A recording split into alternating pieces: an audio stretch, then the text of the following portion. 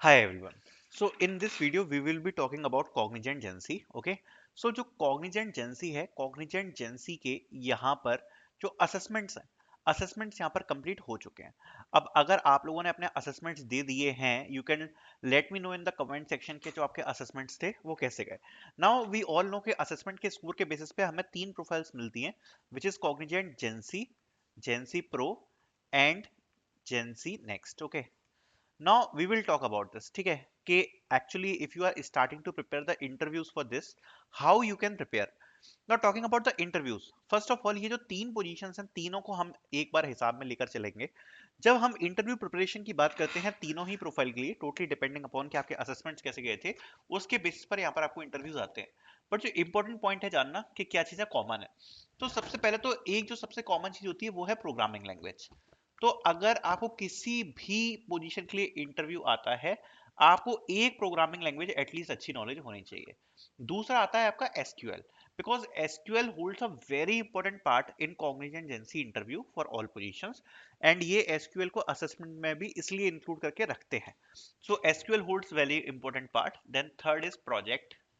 अगर आपने कोई भी प्रोजेक्ट वगैरह डेवलप किए हैं, अगर आपके पास प्रोजेक्ट्स हैं, सो डेफिनेटली प्रोजेक्ट से रिलेटेड क्वेश्चंस आते हैं. देन आते हैं बिहेवियर क्वेश्चंस.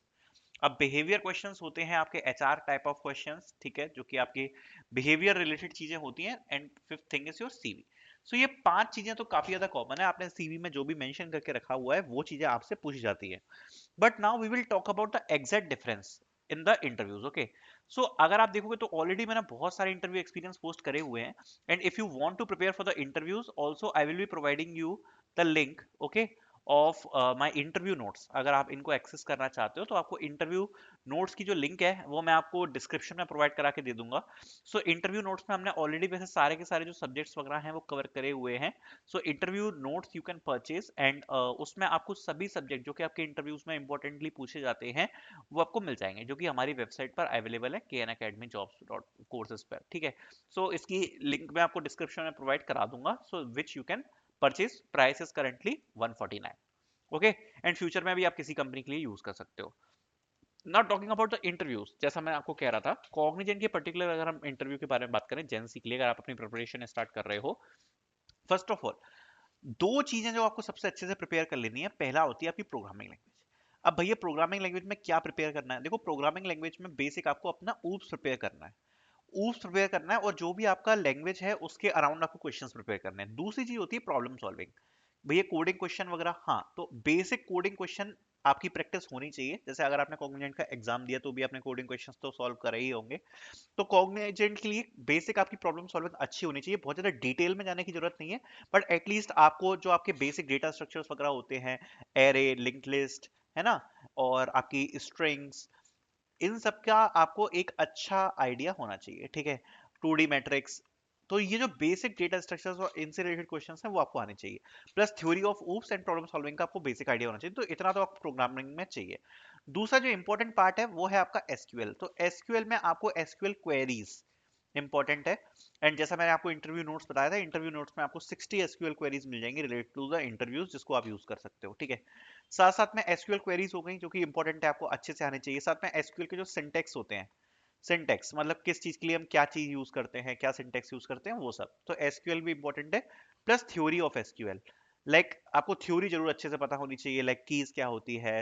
एंड जितना भी अपन का होता है ना ईआर डायग्राम वगैरह, एंड नॉर्मलाइजेशन, जितना भी डेटाबेस रिलेटेड आपकी जो थ्योरी होती है, डीबीएमएस रिलेटेड जो थ्योरी होती है, उसको भी आप इंक्लूड कर लो. सो एसक्यूएल की क्वेरीज हो गई. ठीक है. एंड आपकी डीबीएमएस से रिलेटेड थ्योरी, ये भी काफी इंपॉर्टेंट है प्रिपेयर करना. तो ये आपकी एक इंपॉर्टेंट चीज हो गई. देन आगे बढ़ते हुए हमारे पास जो नेक्स्ट टॉपिक आ जाता है वो आता है आपका प्रोजेक्ट्स. तो देखो प्रोजेक्ट्स में डेफिनेटली आपकी सारी चीजें इंक्लूड हो जाती हैं. लाइक आपने प्रोजेक्ट क्या डेवलप किया था, वो प्रोजेक्ट का टेक स्टैक, एंड प्रोजेक्ट से रिलेटेड जो क्वेश्चंस होते हैं, लाइक आपको सबसे ज्यादा डिफिकल्ट पार्ट क्या लगा, एंड प्रोजेक्ट में आपने क्या चीजें इंप्लीमेंट की हैं, एडवांटेज क्या है टेक स्टैक के, एंड क्या क्या आपने बनाया, तो वो सब चीजें आपके प्रोजेक्ट में आती है. तो ये चीज काफी इंपॉर्टेंट है प्रिपेयर करना. देन आपकी फोर्थ चीज आ जाती है यहाँ पर, जैसा मैंने आपको बताया था, बिहेवियर क्वेश्चन. तो बिहेवियर क्वेश्चन में बेसिकली आपकी जनरली कम्युनिकेशन स्किल्स देखी जाती हैं. तो अगर आपकी कम्युनिकेशन स्किल्स अच्छी हैं, लाइक आपसे बेसिक क्वेश्चन पूछे जाएंगे, लाइक जैसे आप अपने आप को कहाँ देखते हो after 5 years and these kind of questions, company related questions, तो वो चीजें आपको यहाँ पर प्रिपेयर करनी है। देन आपके सीवी में जो भी मेंशन है, ठीक है, सीवी में मेंशन चीजें बहुत इंपॉर्टेंट है कि आपने सीवी में अपने क्या मेंशन कर रहे हो। CV is very important. तो सीवी में रिलेटेड जो भी चीजें आपने मेंशन कर रखी हैं, तो सीवी में जो भी मेंशन है वो सब आपको अच्छे से कवर करना है। प्लस यहाँ पर एक चीज जैसा मैंने आपको बताया था कि कंपनी के बारे में जरूर पढ़ के जाना, तो कॉग्निजेंट के खुद के बारे में आप अच्छे से पढ़ लेना। बाकी अगर डिफिकल्टी की बात करें तो यही टॉपिक्स आपको पढ़ने हैं। जेएनसी में आप बोल सकते हो कि आपका बेसिक डिफिकल्टी होती है, एंड यहाँ पर अगर आप अपनी प्रोग्रामिंग लैंग्वेज अच्छे से कर लोगे, एसक्यूएल कर लोगे, प्रोजेक्ट्स आपने कर लिया, प्लस आपने अपना बेसिक रेज्यूम वगैरह कर लिया, आपका काम तो चल जाएगा, ठीक है। जेंसी प्रो और जेंसी नेक्स्ट, ये दो प्रोफाइल्स में थोड़ा सा डिफरेंस किया जाता है कि एक तो चीजें आपसे थोड़ी सी ज्यादा डिटेलिंग में पूछी जा सकती हैं। जैसे सपोज अगर प्रोजेक्ट के बारे में कोई चीज पूछ रही है या कोई कोई और टॉपिक के बारे में, तो वो डिटेल्ड हो सकता है, तो इसलिए आपको डिटेल में प्रिपेयर करना पड़ेगा। साथ साथ प्रॉब्लम सॉल्विंग स्किल्स पे भी काफी ज्यादा ध्यान दिया जाता है, सो उस रिलेटेड क्वेश्चंस भी आपके ज्यादा इंक्लूड हो जाते हैं, ठीक है। एंड प्लस आपका इंटरव्यू थोड़ा सा बड़ा हो सकता है, डिटेल्ड हो सकता है, तो बस ये अंतर आ जाता है जेंसी प्रो एंड जेंसी नेक्स्ट में। तो इसके हिसाब से आपको ये प्रिपेयर करना है। सो आई होप आपको नेक्स्ट राउंड के हिसाब से इंटरव्यू का अंदाजा लगा होगा। Now we will bring the interview experience जो रिसेंटली बच्चों के हुए हैं, बहुत ही जल्द आपको वीडियोस देखने को मिलेंगी। For that you can subscribe our channel. Thank you so much for watching.